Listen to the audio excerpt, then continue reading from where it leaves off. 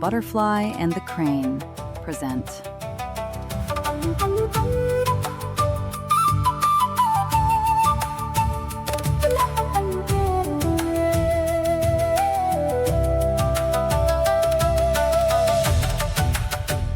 Ryokan.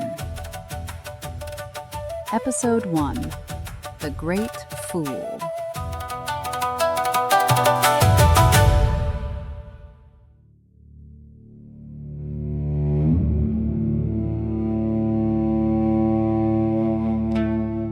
The wind off the Sea of Japan came first. Salt and cold, and the smell of brine on wet wood. A harbor town on Echigo's coast, Izumozaki sat where the mountains met the water, facing Sado Island across the strait, the edge of the country. In 1758, a boy was born here to the Yamamoto family. His name was Eizo. He was the eldest son.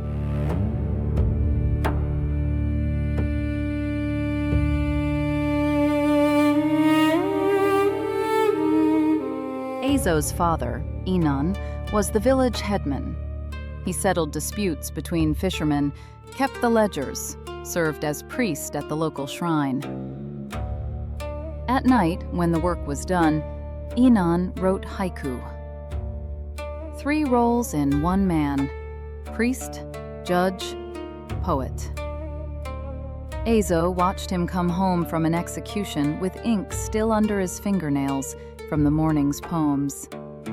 He saw the weight settle into his father's shoulders like something that lived there. That weight was waiting for him.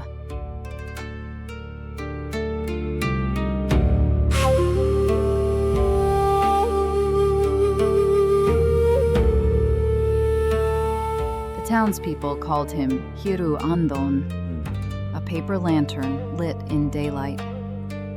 Bright, but useless when the sun was already shining. Almost fond. Eizo was gentle, a daydreamer. He sat by the harbor when he should have been learning accounts. When disputes came to the headman's house, he couldn't follow the arguments. The numbers swam. He shone, just not where it helped. Every day in that house was rehearsal for a life he couldn't live. He watched his father carry it, and he knew he was supposed to become this man. He was not built for it.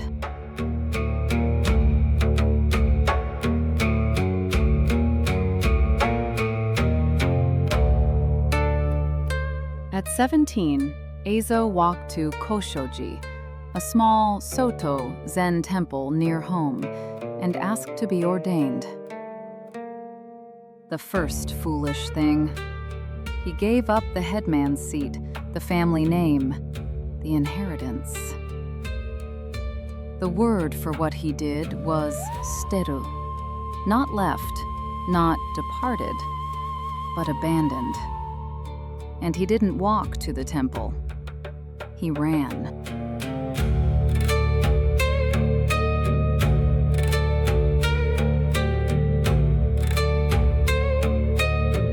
As a boy, I abandoned my father and fled to another province. Bitterly, I tried to paint a tiger and couldn't even draw a cat.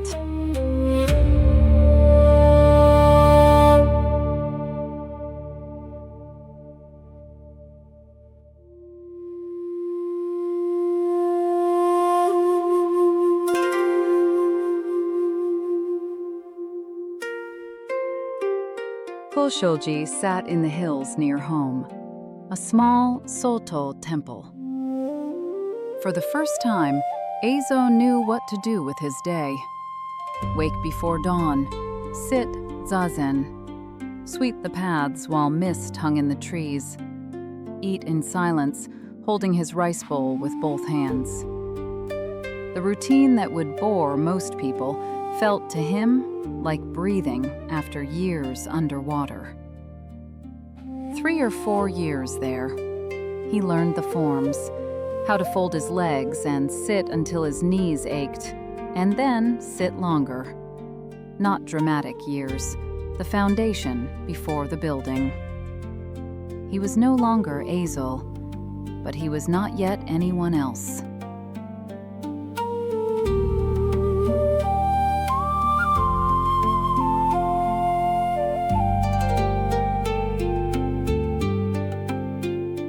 His teacher, Genjo Haryo, wrote 2 characters on paper and handed them to him.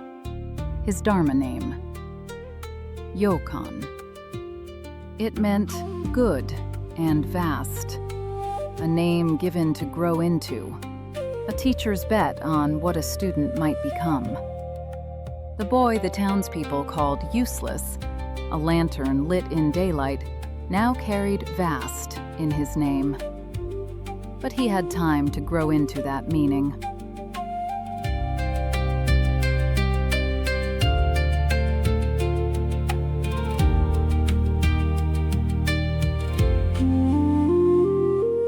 A visiting monk arrived at Kōshō-ji. His name was Kokusen, master of Entsu-ji, a training monastery 600 kilometers south. Kokusen watched the young monk. Something caught his eye, something quiet that the old man recognized. He told Ryokan, "What matters is rolling stones and carrying dirt, not memorizing principles. Then, come south. Come study with me." Ryokan said yes. Something in the words rang true, and that was enough for him to do his second foolish thing.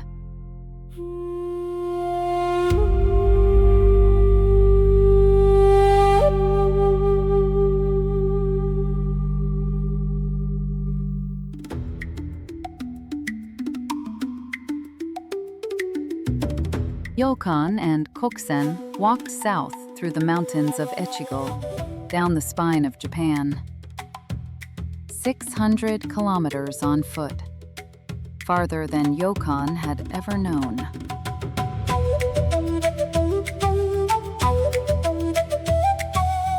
Since the day I left home, my tracks are given to clouds and mist.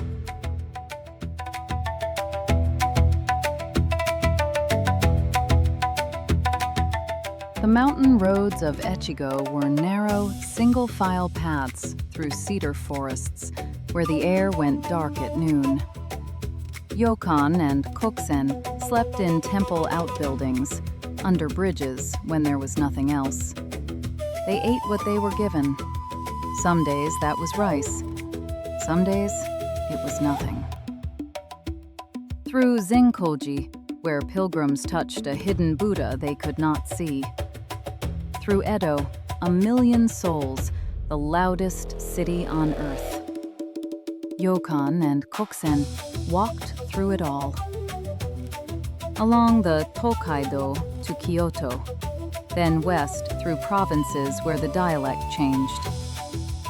At 21, alone with his new teacher on roads crowded with merchants, samurai, pilgrims, the country unfolded beneath Ryokan's feet.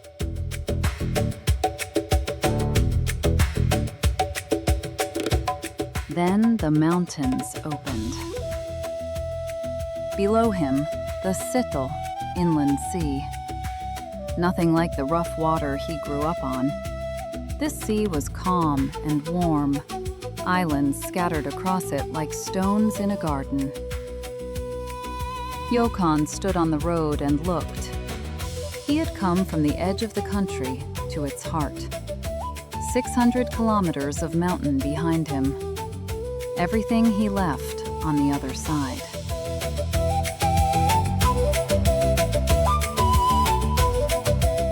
Kokusen's temple, Entsu-ji, stood on the slopes of Mount Hakuka, its tiled roofs among trees, the sea visible below.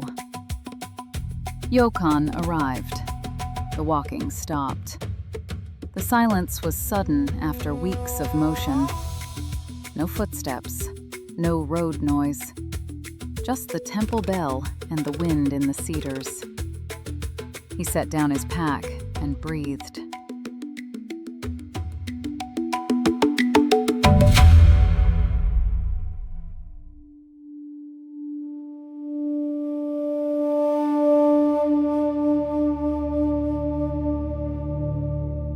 The bell rang before dawn. The monks rose in the dark, folded their bedding, walked in bare feet to the meditation hall. The mountain was cold. The sea below was invisible, just sound, waves against the cliff, somewhere far down. Entsu-ji was a small place, far from the capital, far from the great training halls. The monks here practiced as they pleased, koans alongside formal zazen, scholarship alongside vegetable gardens. Ryokan sat facing the wall, his breath clouded in front of him. Outside, the first light touched the water.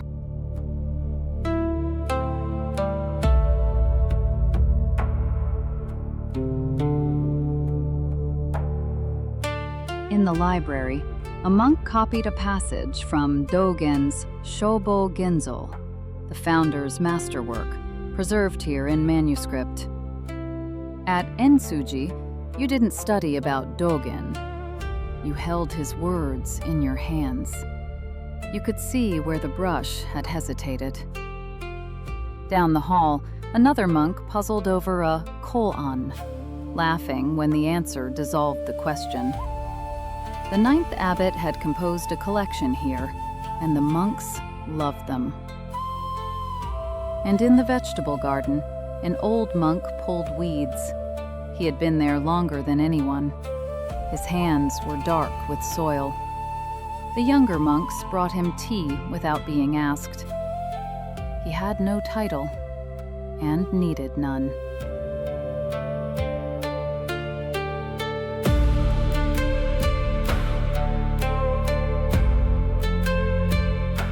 Every morning, Ryokan walked down to the town below the temple with his begging bowl. He stood at the gate and waited. Sometimes a woman put rice in the bowl without looking at him. Sometimes a child stared. Most days, no one came. He stood in the same spot, season after season. The merchants knew the spot. They did not know his name.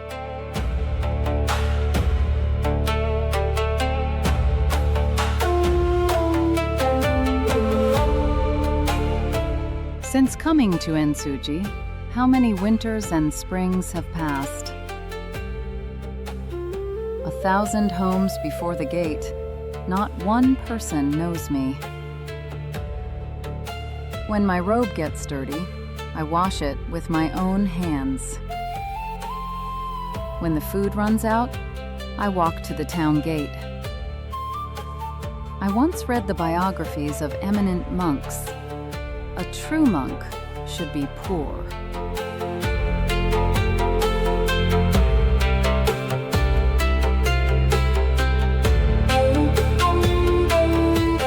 Late at night, when the temple was asleep, Ryokan read. He lit a small oil lamp, unfolded the manuscript, bent close. Shobo Genzo. Dense, demanding, written by a man who believed practice and understanding were the same act. Ryokan traced the brushstrokes with his eyes. The ink was old, and the words were alive. He read until the lamp guttered, and Kokusen knocked on his door to send him to bed. He came to know the text the way he knew the temple paths, by heart, in the dark.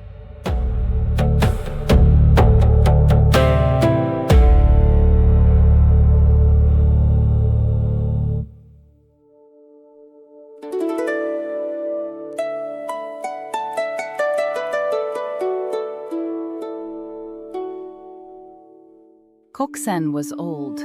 His hands were rough, the knuckles swollen. He spent more time in the workyard than the lecture hall.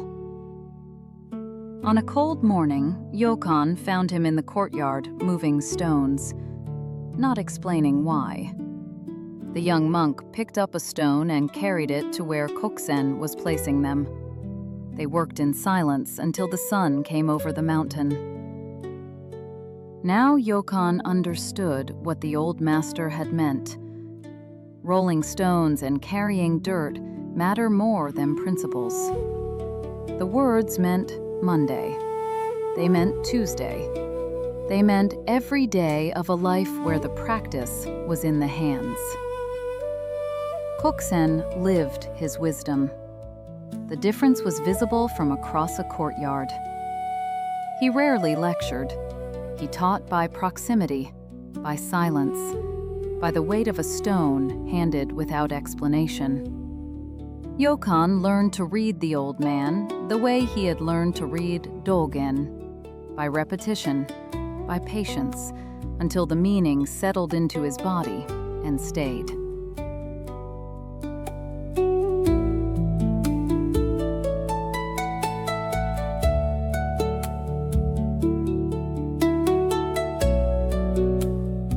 What 12 years of training looked like. Wake before dawn. Sit. Sweep. Study. Chant. Beg. Work. Eat. Sleep. Again. The cold in the stone floor from November to March. The mosquitoes in August landing on his hands during zazen. He didn't move.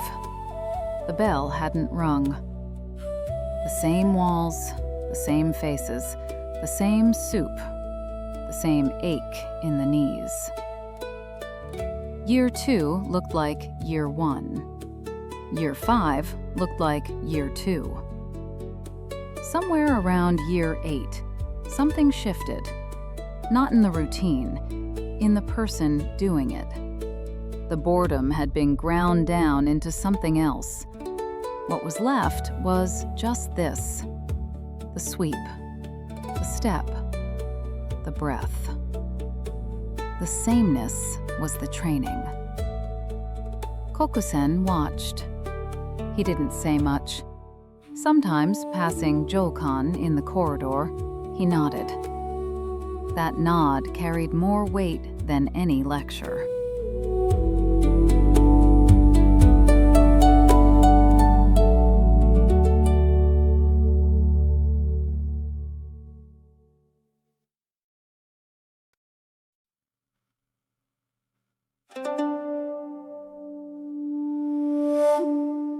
The temple became Ryokan's family.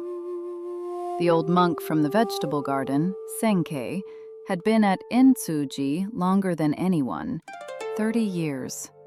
Weathered face, plain speech, not a monk. He grew their vegetables. He fed the community. When the harvest was good, he left extra daikon at the kitchen door with no note. The younger monks brought him tea. Kokusen bowed to him the same as any elder. The temple was a tree that sheltered all kinds, and Senkei was one of its oldest roots. Ryokan walked past him every day for 12 years. He saw the old man the way you see the wall of a room you live in, completely and not at all.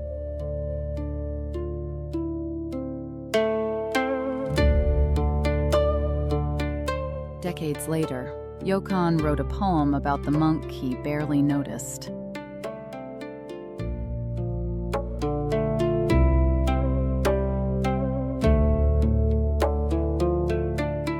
Senkei, a true man of the way.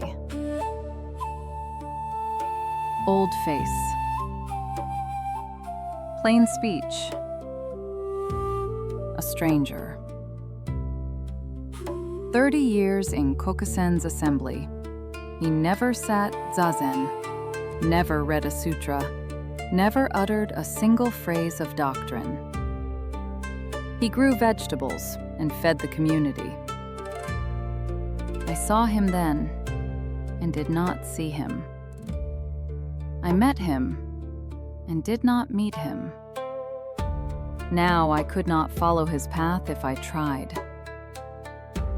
Senkei, a true man of the way.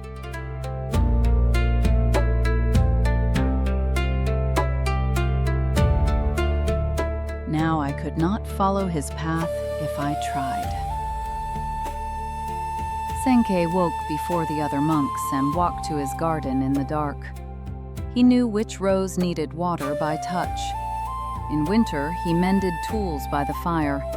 In summer, he left cucumbers on doorsteps. No one taught him to do this. No one asked.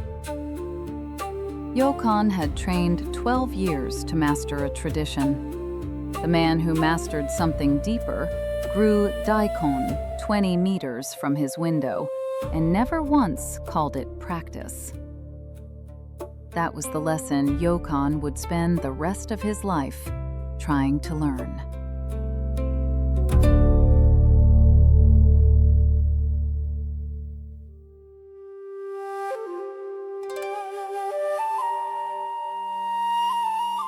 It was 1790. 12 years had passed since Ryokan arrived at Entsu-ji. Kokusen called Ryokan to a room and sat facing him. The old master looked at the young monk for a long time. He had watched Ryokan for 12 years, worked beside him, seen him beg, study, sit, persist. Now, he said, "You are ready. Not finished. No one is finished. But ready." This was Inka Shome, the Dharma seal, a master certifying that his student had understood.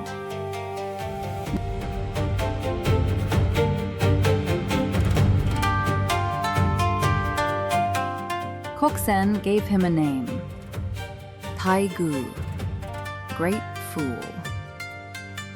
In Zen, the highest praise, the fool who has gone beyond cleverness. The townspeople in Izumozaki had called the boy useless, a lantern lit in daylight. Now the man who knew him best on earth looked at that same quality and called it vast.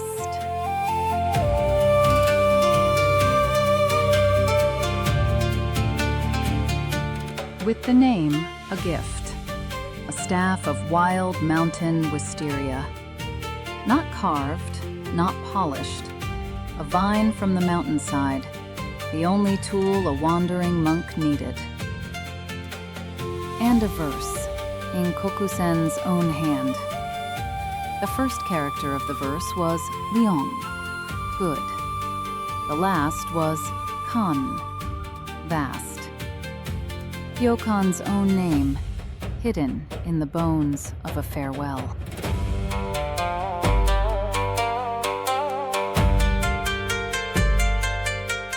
Ryokan, you seem a fool, but your way is vast. Drifting with the current, who can fathom you? I entrust to you this staff of wild mountain wisteria. Wherever you lean it against a wall, you can nap in peace.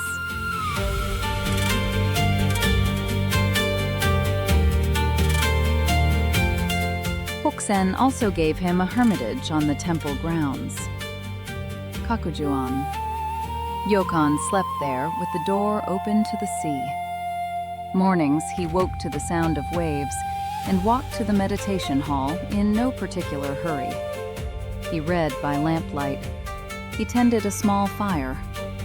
He had nowhere else to be. For the first time since he left his father's house, he was home.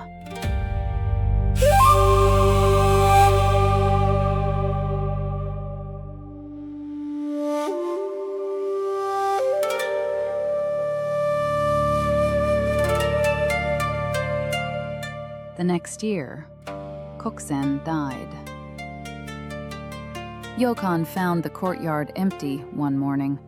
The stones lay where his master had placed them. The rough hands that moved them were still. The monks gathered. They chanted. They buried him on the mountain. Ryokan sat in Kakujuan that night and looked at the staff leaning against the wall. The verse in Kokusen's hand. The name hidden in the farewell. The seat of the abbot was empty.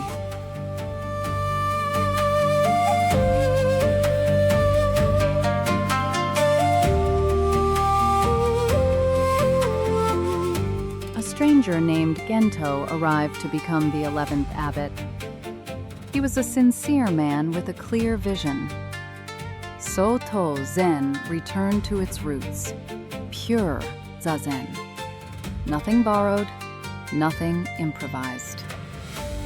He looked at Entsu-ji's koan collection and saw corruption. He looked at the unconventional temple community and saw disorder. He believed in what he was doing, and that was the worst part. You can survive a lazy abbot. You cannot survive a reformer who believes.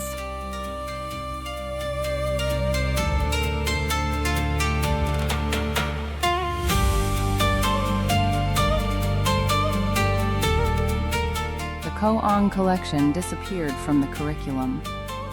The Shobo Genzo manuscripts were no longer the center. Formal zazen, performed correctly in the approved manner, became the only recognized practice. Senkei's garden still grew, but the new order had no place for a man whose practice was pulling weeds. The monks who had brought him tea now walked past without stopping.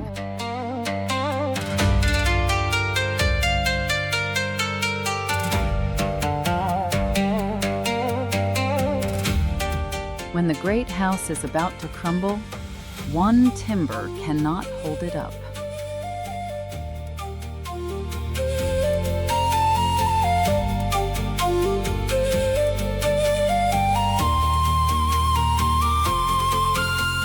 Kakujuan was still there.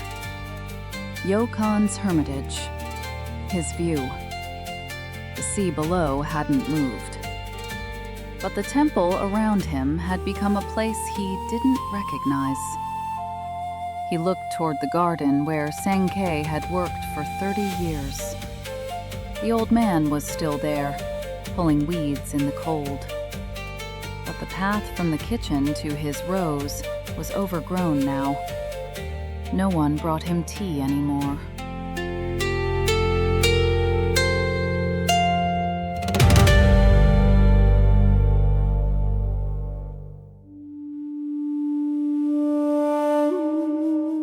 Ryokan took just his staff. He could have fought Gento's reforms. He could have rallied the older monks, appealed to the lineage. Instead, he walked to the gate. He paused there and looked back at the temple one last time. Had Kokusen known? If his teacher had stood here today, would he feel shame that Ryokan was leaving? Or pride? He was Shuso, first student.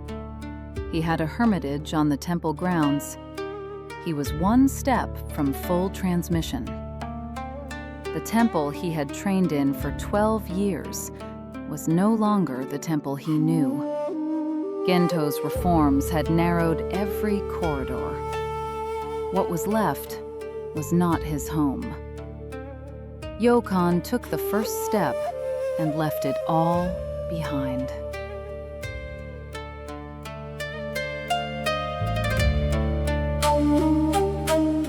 Ryokan walked north. The same road reversed. The same mountains he had crossed as a young man, following a stranger's truth. This time, he was abandoning a place he had loved. This time, nothing lay ahead. No great teacher to light his path. No temple at the road's end to call his new home.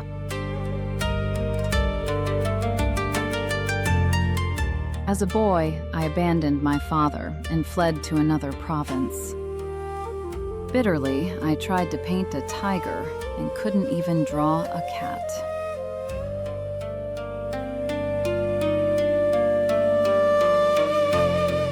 Ryokan slept in grass huts on the mountain. He begged for rice in the villages below.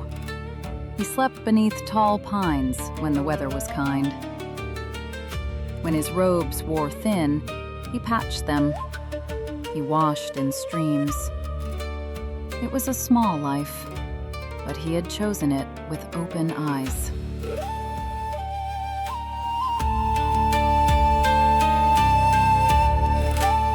Tatters on tatters. Tatters. My whole life. Food I barely gather by the road. My home I leave to the weeds. Watching the moon, I howl all night.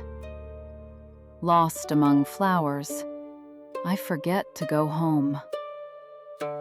Since I left the monastery, by mistake, I became this broken-down horse.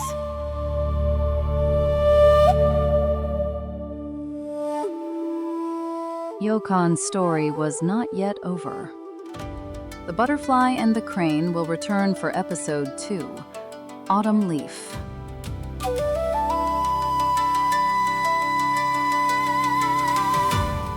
This story was told by Ku, with art and music by Nessa.